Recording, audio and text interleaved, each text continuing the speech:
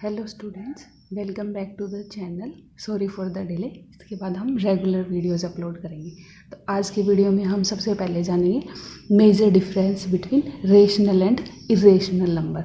उससे पहले हम डिस्कस करते हैं रियल नंबर्स।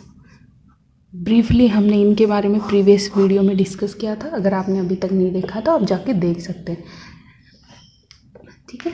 तो रियल नंबर्स होते हैं सभी नंबर्स का कॉम्बिनेशन। अब जैसे कि कोई एक पेरेंट कंपनी होती है और उसके अंडर दो अलग अलग कंपनीज होती हैं, जैसे कि मेटा एक पेरेंट कंपनी है और उसकी दो अलग अलग कंपनीज आप सभी जानते होंगे, व्हाट्सएप एंड फेसबुक। वैसे ही हम ये कह सकते हैं कि जो रियल नंबर्स होते हैं वो हमारी एक पेरेंट कंपनी है और उसके अंदर दो जो अलग अलग टाइप्स होती हैं वो होती हैं रेशनल एंड इरेशनल नंबर्स। तो जैसे कि आप जानते हैं कि व्हाट्सएप के अलग फंक्शंस होते हैं, फेसबुक के अलग फंक्शन होते हैं, इनके अलग अलग फीचर्स होते हैं। सिमिलरली रेशनल नंबर्स के अलग फीचर होते हैं, इरेशनल के अलग फीचर होते हैं और उनमें हम डिफरेंस कैसे कर सकते हैं वही सब हम इस वीडियो में जानेंगे। उससे पहले एक छोटी सी बात, रेशनल और फ्रैक्शन में क्या डिफरेंस होता है।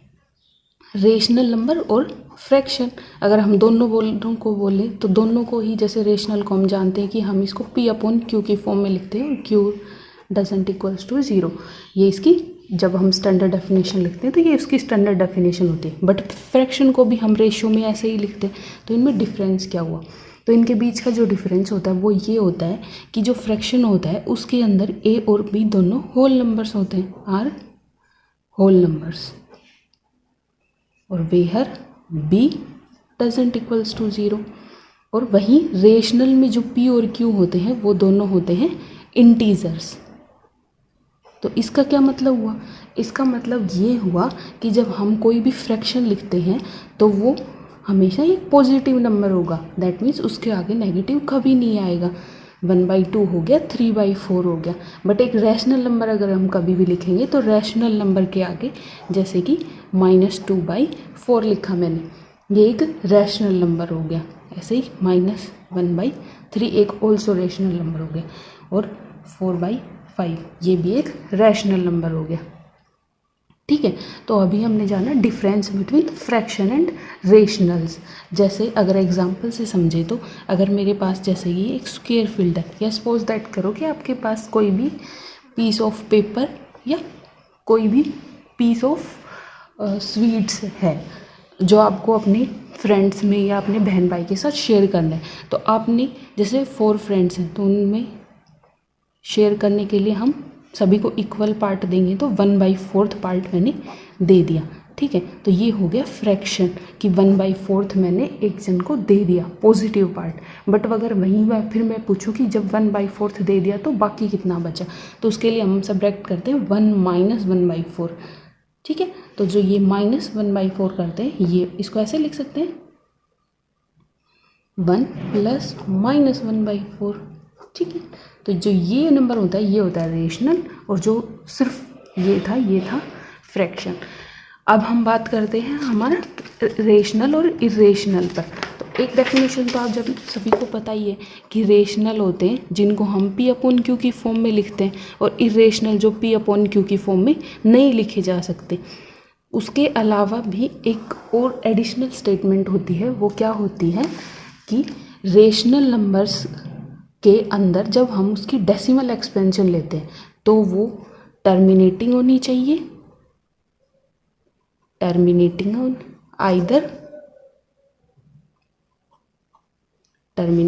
या तो वो टर्मिनेट होनी चाहिए, इसको हम आगे समझेंगे कि इसका क्या मतलब हुआ, और रिकरिंग होनी चाहिए। इसका क्या मतलब हुआ, जैसे कि अगर मैंने लिया 25/4, अगर मैं इसकी डेसिमल एक्सपेंशन करती हूँ तो ये होती है 6.25। दैट मीन्स ये किसी एक डेसिमल के बाद के जो नंबर्स हैं वो एक फाइनाइट प्लेस के बाद टर्मिनेट हो गए, ऐसे कंटिन्यू नहीं हो रहे। तो ये हो गया टर्मिनेटिंग, इसलिए हम इसको क्या कहेंगे, रेशनल नंबर्स। वहीं रिकरिंग वाले का क्या मतलब हुआ, जैसे 10/3 एक ये ऑल्सो एक रेशनल नंबर है। इस रेशनल नंबर को अगर मैं डेसिमल एक्सपेंशन में लिखूं तो ये आता है 3.33333 और ये ऐसे चलता ही जाएगा। ये टर्मिनेट तो नहीं हो रहा बट रिकरिंग हो रहा है कि एक ही डिजिट है वो वापस से आता जा रहा है, इसलिए इसको हम कहते हैं रेशनल नंबर। वहीं इरेशनल नंबर्स की एक जो स्टैंडर्ड डेफिनेशन है वो तो ये कि उनको हम रेशो की फॉर्म में नहीं लिख सकते। उसके अलावा होती है दूसरी कि नॉन टर्मिनेटिंग एंड।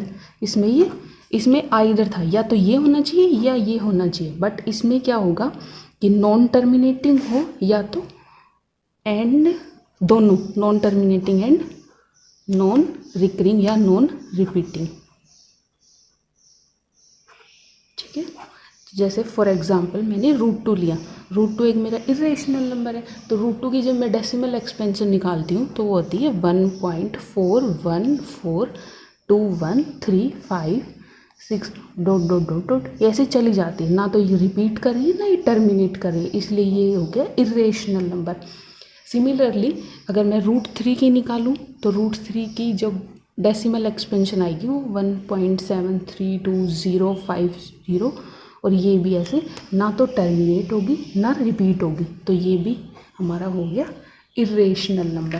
ठीक है, अब एक फेमस एग्जांपल है कि जो पाई होता है वो हमारा इरेशनल होता है, बट जो 22/7 है वो तो एक रेशो की फॉर्म में लिखा हुआ नंबर है और वो ये तो एक रेशनल हो गया, बट जो पाई की वैल्यू हम 22/7 लेते हैं वो तो पाई को तो हम इरेशनल नंबर बोल के चलते हैं। वो कन्फ्यूज़न दूर करने के लिए हम इस चीज़ को समझते हैं कि जो पाई की जो एक्चुअल वैल्यू ली जाती है वो होती है 3.1415926 एंड सो ऑन, ना तो ये टर्मिनेट होती है ना रिपीट करती है। वहीं अगर हम 22/7 की डेसिमल एक्सपेंशन निकालते हैं तो वो होती है 3.14285 और इसके बाद ये रिपीट करती है 14285। ठीक है, तो 22/7 जो नंबर है वो तो रेशनल है, बट जो पाई है वो इरेशनल है। ये जो हम पाई की वैल्यू 22/7 लिखते हैं ये एक मानी गई वैल्यू है, ताकि हमारी जैसे हम एरिया ऑफ सर्कल निकालते हैं तो वो πr² होता है, तो वहाँ पे पाई की वैल्यू हम अप्रोक्स 22/7 या 3.14 पुट करते हैं, ताकि जो हमारी कैलकुलेशंस हैं उनको हम ईजिली सोल्व कर पाएँ। बट जो एक्चुअल वैल्यू होती है वो ये होती है, तो ये ना तो टर्मिनेट करती है ना रिपीट करती है, इसलिए पाई को एक इरेशनल नंबर बोला गया है, जबकि जो 22/7 एक नंबर होता है वो रेशनल होता है। पाई की तरह ही एक नंबर होता है जिसको हम बोलते हैं यूलर्स नंबर, जैसे जिसको ई से डिनोट किया जाता है।